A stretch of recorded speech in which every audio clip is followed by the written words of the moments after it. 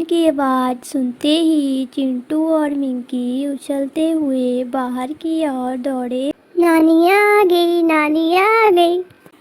नानी ने गाड़ी से उतरते ही प्यार से बच्चों को लिपटा लिया। फिर नानी ने रामू काका को आदेश दिया, झोले में रखे आटे के लड्डू तुरंत किसी डिब्बे में रख दो।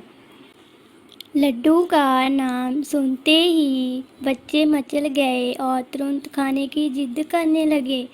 हंसते हुए नानी ने कहा, हाथ तो धो लो, तुम जानते हो खाने का सामान छूने से पहले साबुन से हाथ धोना जरूरी होता है। अगले दिन सुबह से ही घर के बाहर सड़क पर चहल पहल थी।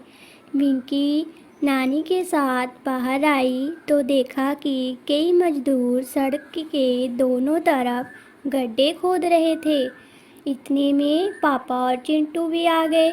पापा बोले, फिर वही हर साल की नौटंकी, नगर निगम पेड़ लगाएगी और फिर ध्यान न रखने के कारण पेड़ मर जाएंगे और अगले साल ये पेड़ लगाने का सिलसिला फिर चलता रहेगा। नानी ने हैरान होकर पूछा, सड़क के दोनों तरफ रहने वाले लोग इन पेड़ों का ध्यान क्यों नहीं रखते?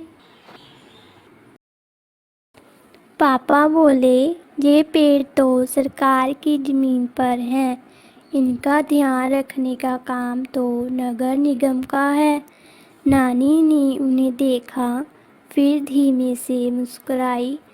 उस दिन शाम को ही नानी ने रामू काका से चिट्ठी भेजकर उस सड़क के 20 मकानों में रहने वालों से मिलने का समय मांगा।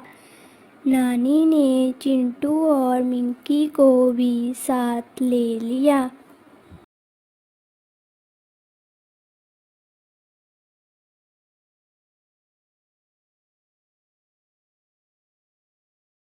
नानी हर घर में जाती और वहाँ रहने वाले लोगों से अनुरोध करती, हमारे मोहल्ले में सड़क किनारे सरकारी ज़मीन पर पेड़ लगवाए जा रहे हैं। सरकार की ज़मीन जानी हम सब की ज़मीन है, तो उनका ध्यान हम सबको रखना चाहिए।